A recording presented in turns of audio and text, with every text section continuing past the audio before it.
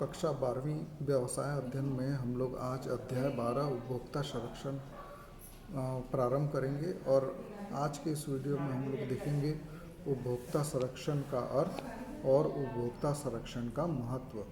तो सबसे पहले देखते हैं उपभोक्ता संरक्षण का आशय। उपभोक्ता संरक्षण शब्द में दोनों शब्दों का आशय अलग अलग होता है।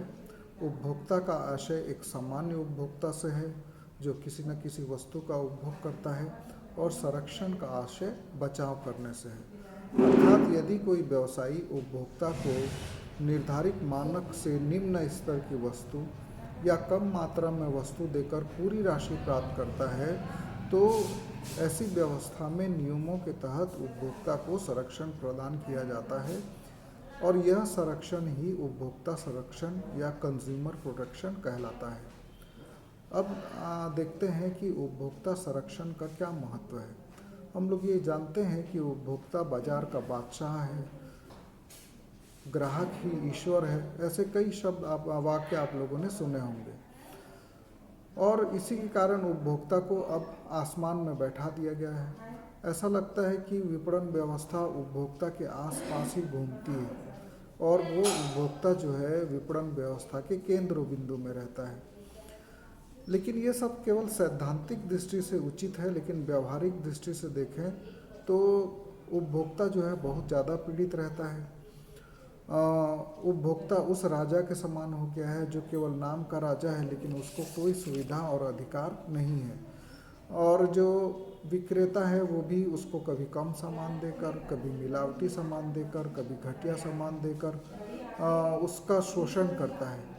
तो इनको ध्यान में रखते हुए सरकारों ने सन 1930 से लेकर अब तक कई कानून बनाए हैं। उपभोक्ता को संगठित होकर अपने अधिकारों के लिए लड़ना आवश्यक हो गया है, और उपभोक्ता संरक्षण का महत्व जो बिंदु है उसको हम लोग निम्न बिंदुओं से सीख सकते हैं या समझ सकते हैं। पहला महत्व है उपभोक्ता के हितों की रक्षा करना। आज समाज का प्रत्येक व्यक्ति किसी न किसी रूप से किसी न किसी उत्पाद का उपभोक्ता है, और उसको सही दाम में सही वस्तु मिल सके, इसलिए उपभोक्ता संरक्षण बहुत ही आवश्यक है। दूसरा, उपभोक्ता के स्वास्थ्य की रक्षा करने के लिए उपभोक्ता संरक्षण आवश्यक है। किसी देश के लिए, किसी भी देश के लिए, वहाँ के जो देशवासी हैं उनका एक अच्छा स्वास्थ्य होना बहुत आवश्यक है, और ये तभी संभव है जब उनको असली वस्तु मिले, न कि नकली या मिलावटी वस्तु मिले।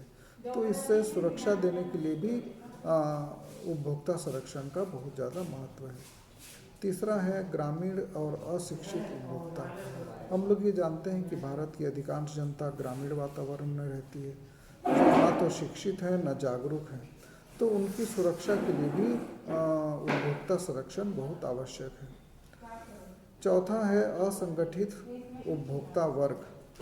भारत में प्रायः उपभोक्ता वर्ग असंगठित है, क्योंकि उपभोक्ता सभी धर्म, क्षेत्र व वर्ग के होते हैं, और उपभोक्ता मंच का प्रायः अभाव रहने से विक्रेता जो है वो पूरा लाभ लेने का प्रयास करता है, और ऐसी दशा में उपभोक्ताओं का संरक्षण बहुत आवश्यक हो जाता है।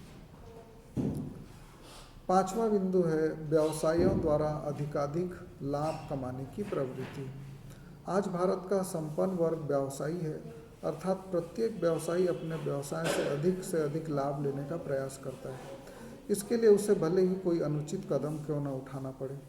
इसी प्रवृत्ति को समाप्त कर उचित वस्तु उचित दाम पर प्राप्त होती रहे, इसके लिए उपभोक्ता संरक्षण आवश्यक है। उसके बाद है उपभोक्ता की अज्ञानता। आज प्रत्येक व्यक्ति केवल अपने कार्य, अपनी सेवा तक ही सीमित कर रह गया है। उसे अन्य कार्य या अन्य क्षेत्रों की जानकारी से कोई मतलब नहीं रहता, जिससे उपभोग की वस्तुओं के बारे में वो अज्ञान रहता है, और इस अज्ञानता के कारण ही वह व्यवसायियों की कठपुतली बनकर रह जाता है, और व्यवसायी उसको लूटता रहता है। और ऐसी अज्ञानता के कारण भी उपभोक्ताओं का संरक्षण करना बहुत आवश्यक हो गया है। सातवां है क्रेता सावधान रहे नियम। वस्तु विक्रय अधिनियम में क्रेता की सावधानी नियम की जानकारी क्रेता को नहीं है, किंतु विक्रेता को अवश्य है।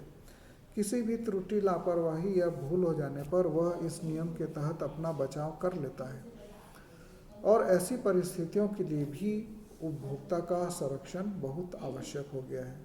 अगले वीडियो में हम लोग देखेंगे उपभोक्ता संरक्षण अधिनियम 1986।